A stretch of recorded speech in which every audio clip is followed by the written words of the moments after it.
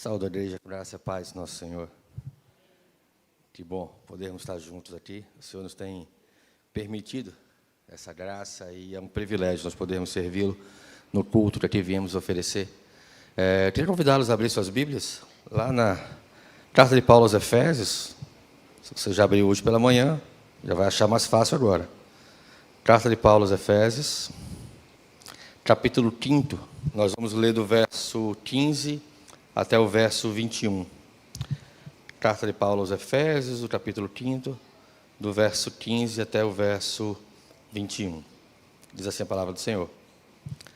Portanto, vede prudentemente como andais, não como necios, e sim como sábios, remindo o tempo, porque os dias são maus. Por esta razão, não vos torneis insensatos, mas procurai compreender qual a vontade do Senhor. E não vos embriagueis com vinho, no qual há dissolução, mas enchei-vos do Espírito, falando entre vós com salmos, entoando e louvando de coração ao Senhor, com hinos e cânticos espirituais, dando sempre graças por tudo a nosso Deus e Pai, em nome de nosso Senhor Jesus Cristo, sujeitando-vos uns aos outros no temor do Senhor.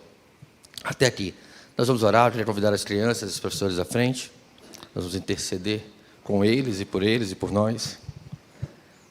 Que Deus, em sua soberana graça, possa nos encher do conhecimento dEle, do seu Espírito.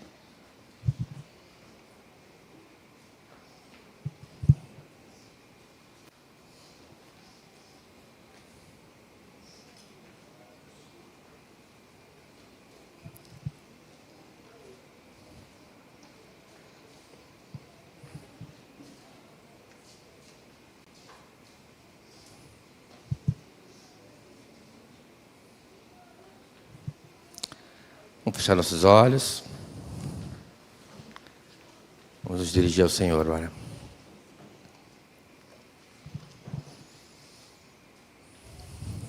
Pai bendito, Todo-Poderoso Deus, Tu és Senhor sobre todas as coisas. Não há outro além de Ti. Tu és o único Deus. Por Ti, Senhor, nós vivemos, Pai. O Senhor nos salvou do nosso próprio coração enganoso.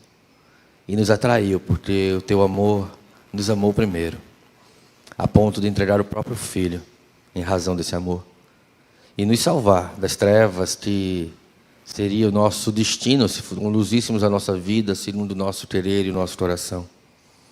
Nos ensina a Tua Palavra, que aprendamos a viver em conformidade com a Tua Palavra, Senhor, para que possamos alcançar corações sábios. Abençoa esses pequenos, suas professoras, que possam instruir-lhes o coração. Mas, sobretudo, Senhor, que a Tua Palavra, que é poderosa para salvar, para curar, para tratar, possa produzir efeitos maravilhosos, graciosos em nossas vidas, Pai. Que possamos compreender a largura, a altura e a profundidade do Teu amor em cada circunstância, em cada dificuldade. Ó Pai, sabemos que os dias são maus, Senhor, mas sabemos também que as portas do inferno não prevalecerão contra a Tua igreja. Conhecemos a Tua Palavra e as Tuas promessas, e nela nós descansamos, repousamos seguros, Senhor. Tu és a nossa fortaleza. Em nome de Jesus. Amém. Carta de Paulo aos Efésios, capítulo 5. Uma das cartas mais interessantes escritas por Paulo, não só pela sua teologia, mas sobretudo pela sua praticidade. É uma carta prática. É uma carta que nos instrui de maneira muito profunda sobre como a igreja deve viver à altura do chamado de Cristo. Então, aprendendo sobre a conduta do reino, a conduta daqueles que agora pertencem não mais às inclinações do seu próprio coração, mas às inclinações, aos direcionamentos do Espírito Santo, que passa a habitar no coração do crente quando este é salvo, é restaurado. Então, Paulo vai escrever instruindo aquela igreja que ele havia pastoreado por tanto tempo, uma igreja muito pastoreada, inclusive. Entende-se historicamente que essa igreja foi pastoreada por Paulo, por Pedro, por João, o apóstolo. Então, muitas pessoas passaram pela cidade de Éfeso e era um ponto importante ali de disseminação do evangelho naquele contexto. Nós também somos instruídos pela carta de Paulo aos Efésios a reconhecer-nos através de uma lente que nos proporciona a percepção de que fazemos parte de algo que é muito maior do que a nossa capacidade intelectual, emocional. Nós fazemos parte de um reino para o qual nós fomos comprados pelo sangue de Jesus. No capítulo 5, então, ele vai mostrar que a vida cristã é um andar contínuo. Talvez você possa lembrar facilmente do momento em que Deus tocou seu coração, que a palavra fez sentido na sua vida, e aquela emoção, aquele mover do Espírito Santo a fazer com que você venha a ter reconhecido o seu pecado, a justiça de Deus. Mas aqui Paulo vai dizer, olha só, se você lembra claramente desse momento, ele foi um momento, mas a vida cristã, ela continua depois disso. Ela é contínua, é um andar progressivo em santidade, até o momento em que Cristo voltar, ou que nos levar para estar com Ele. Então, esse andar contínuo, ele é um andar em amor. Os versos 1 e 2 do capítulo 5 vai falar sobre andar na luz. E depois, dos versos 15 a 21, andar no Espírito. Isso diz respeito ao modo como nós vivemos, numa perspectiva corandeu, ou seja, diante do Senhor. Sabendo que cada área, cada aspecto da nossa vida, do nosso trabalho, quando a gente vai para a escola, como a gente vive dentro de casa, isso é diante do Senhor. E como isso deve nos levar a nos constranger, a nos humilhar, porque quantas vezes nós podemos listar aqui listas e listas que rolos não seriam suficientes para conter os momentos em que nós nos distanciamos dessa percepção, dessa verdade, desse reflexo do Senhor em nossas vidas. Porque somos falhos e relaxamos em nossa militância em viver de acordo com a vontade do Senhor. Então, o texto ele vai trazer um chamado a uma sabedoria espiritual. O andar no Espírito é uma sabedoria espiritual em tempos difíceis. Ele vai dizer, porque os dias são maus. Porque nós vivemos em contextos que podem nos empurrar, seja oferecendo oportunidades, seja nos pressionando a viver longe do Senhor, longe da verdade de Deus. Os dias são maus e se levantam contra o conhecimento do Senhor, contra a palavra de Deus. E qual é a nossa resposta a esses dias maus? É disso que Paulo vai tratar aqui aos Efésios. Ele vai dizer, vede prudentemente como andais. Observai como vocês andam. A realidade dos dias maus, ela exige esse discernimento. Essa reflexão de vida, de prioridades, de valores. Como nós estamos lidando com essas coisas em nossas vidas, e esse discernimento deve nos levar a uma sobriedade, a uma consciência clara de que a nossa vida deve ser vivida cheia do Espírito Santo. Cheia do Espírito Santo de Deus. Como nós temos andado? Como nós temos vivido a nossa vida diante de Deus? Será que de forma distraída? Será que seguindo o fluxo dos valores dessa geração, da conduta, não do reino de Deus, mas da conduta dos governos, autoridades ou ideologias de nossa época? Será que temos andado cheios do Espírito? Fazendo contraste, fazendo claro o contraste, como uma luz em meio às trevas? Ou temos sido conduzidos como os demais, sendo confundidos com os demais? Eu queria elucidar alguns versos, algumas palavras bem específicas desse texto, e eu queria que você pudesse voltar para Efésios capítulo 5, a partir do verso 15. Eu vou pensar algumas palavras para tentar reforçar o nosso entendimento do texto. Tá? Eu vou pensar aqui algumas palavras para nos ajudar nisso, ou algumas expressões. A primeira delas, no verso 15, vai dizer andar com sabedoria. Vai falar de andar com sabedoria.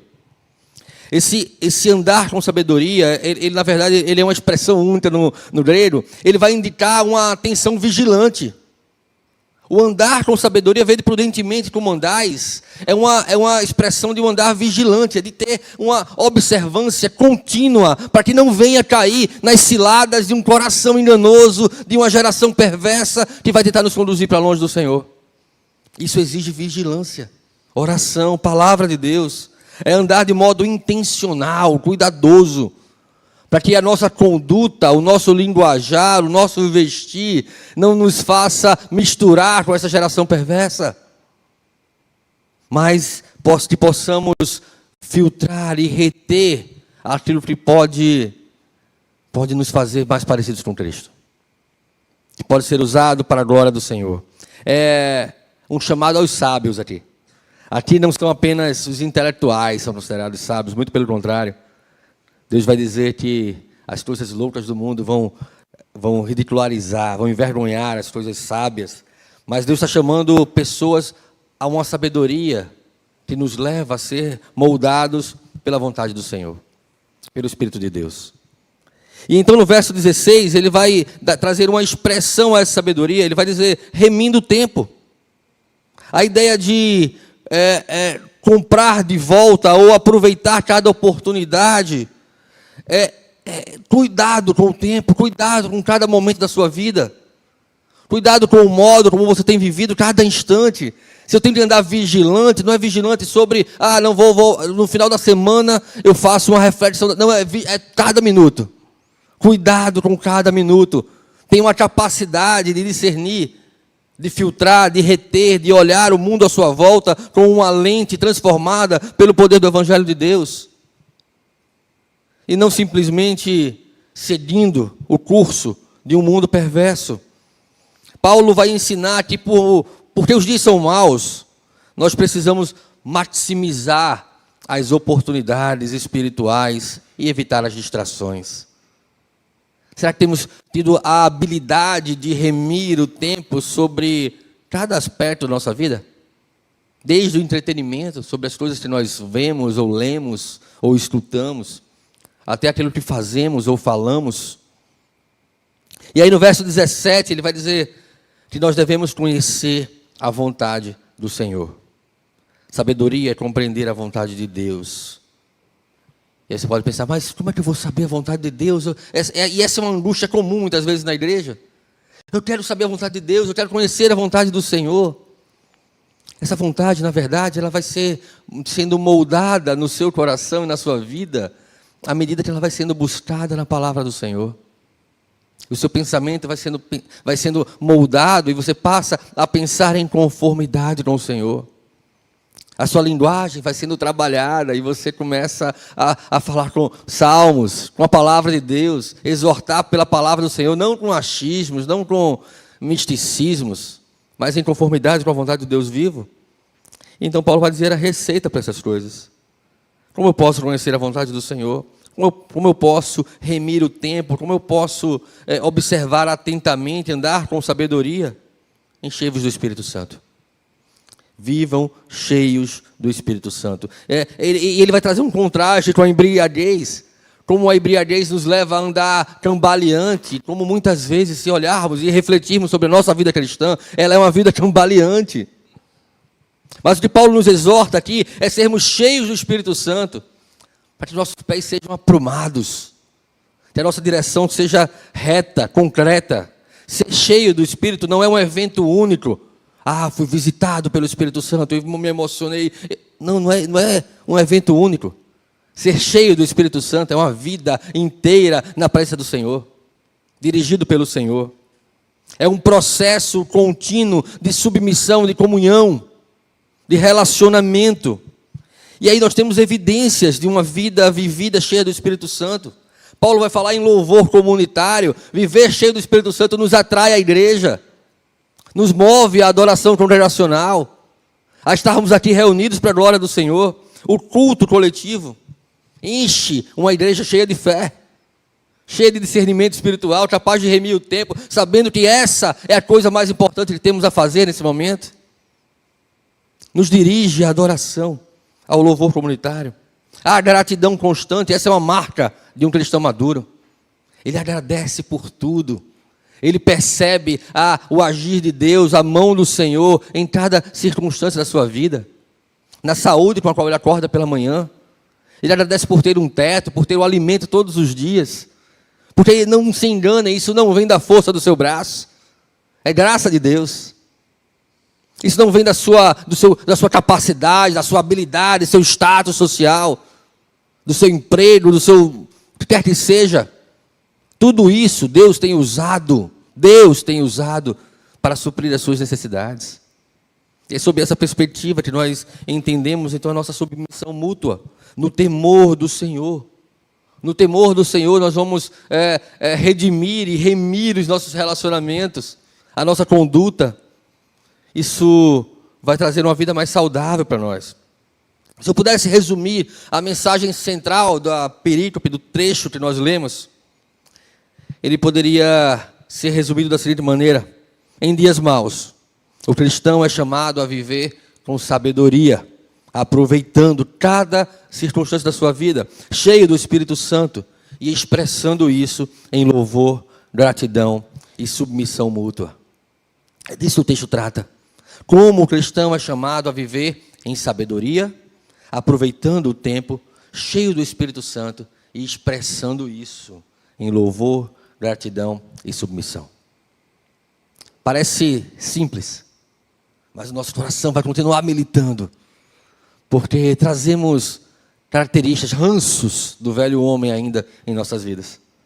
Mas o Espírito Santo, enchendo o nosso coração, ele alarga a vontade de Deus para o nosso entendimento claro, para a nossa consistência, e não alimentarmos um coração vacilante. Isso traz 3 grandes eixos para sustentar a nossa fé. Primeiro, ele parte de uma sabedoria intencional. Andar no Espírito é um convite à disciplina, a uma disciplina espiritual, a buscarmos o Senhor. Assim como precisamos vigiar para não desperdiçar a oportunidade, precisamos manter o foco na vontade do Senhor. Precisamos manter o foco naquilo que Deus requer de nós, e Ele tem estabelecido isso na sua palavra. Depois vem a plenitude do Espírito Santo como um antídoto a essa geração perversa. O mundo oferece falsas plenitudes, falsos prazeres, falsas distrações, na verdade distrações, mas o Espírito é a fonte da verdadeira alegria. Ela não consiste em fazer a vontade do mundo, ou do engano, ou dos meus desejos à parte do Senhor, mas a verdadeira sabedoria, a verdadeira alegria, ela só pode ser encontrada no Senhor. Porque a alegria que nós encontramos no Senhor, ela não depende de circunstância, ela não está baseada naquilo que acontece na minha vida.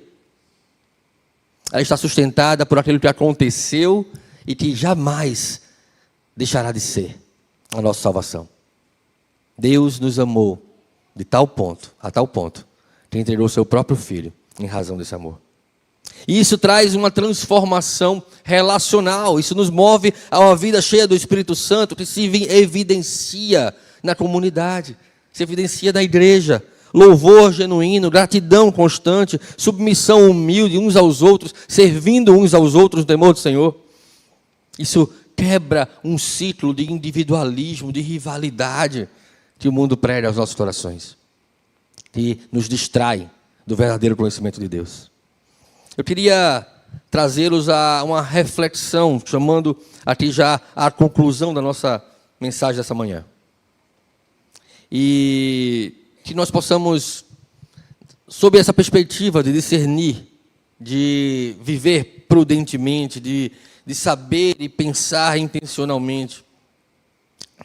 Nós vivemos um tempo de pressa e de distrações. Que nós possamos identificar, aproveitar o tempo que nós temos para buscar o Senhor. Buscar é o Senhor enquanto se pode achar. Buscar é o Senhor em seus momentos tranquilos, mas também em seus momentos duros. Eu tenho certeza que você passa por dias maus, dias difíceis.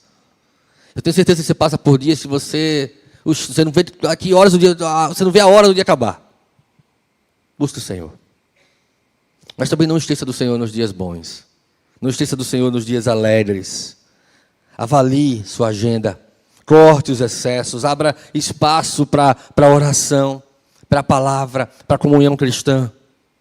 Para isso nós somos chamados, para sermos igreja. O resto são meios pelos quais Deus nos sustenta, provê para nossas vidas. Pergunte para você mesmo. Sonde o seu coração. Em que área eu estou como que cambaleia? Como que anda sem discernimento, embriagado com prazeres ou preocupações desse mundo, e que eu preciso tratar diante do Senhor?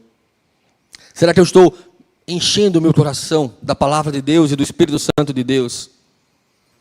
Como está a minha vida de oração e de comunhão com o Senhor?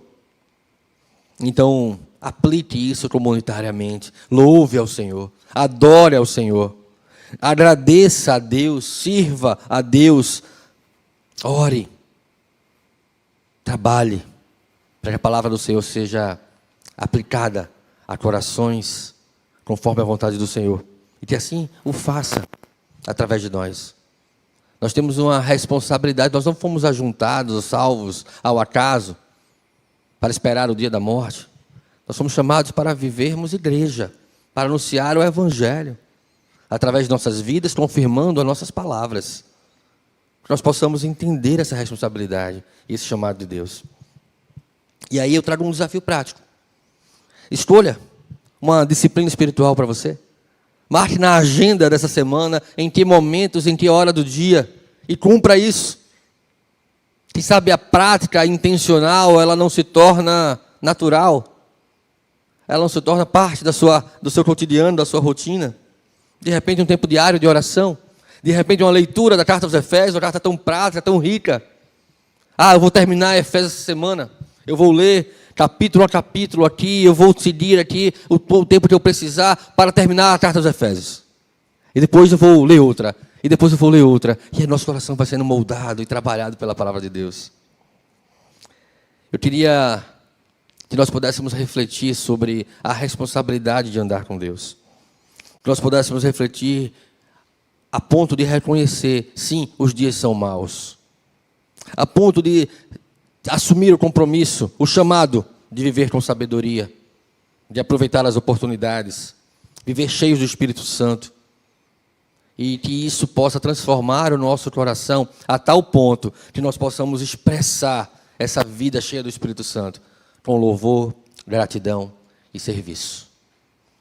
Queria orar por mim e por você agora. Que nós tenhamos discernimento para viver com essa sabedoria. Que nós possamos ter coragem para aproveitar cada oportunidade à nossa volta. E que a plenitude do Espírito se reflita na nossa linguagem, no nosso modo de pensar, na nossa adoração. Vamos fechar nossos olhos, vamos orar ao Senhor. Pai bendito, todo-poderoso Deus, nos colocamos diante do Senhor com temor e tremor, certos de nossa responsabilidade diante do Senhor, certo do compromisso que compreendemos a partir do momento em que o Teu Espírito encheu o nosso coração. Que nós possamos viver, Senhor, segundo a Tua Palavra, que nós possamos cuidar de cada instante de nossas vidas com sabedoria, que intencionalmente nós busquemos ao Senhor, que naturalmente nós busquemos ao Senhor, que nós falemos do Senhor, que nós possamos louvar a Deus, agradecer a Deus por cada coisa, cada providência, até as amargas, que o Senhor tem posto em nossas vidas, sabendo que o Senhor faz com que todas as coisas cooperem para o bem daqueles que te amam. Em nome de Jesus. Amém.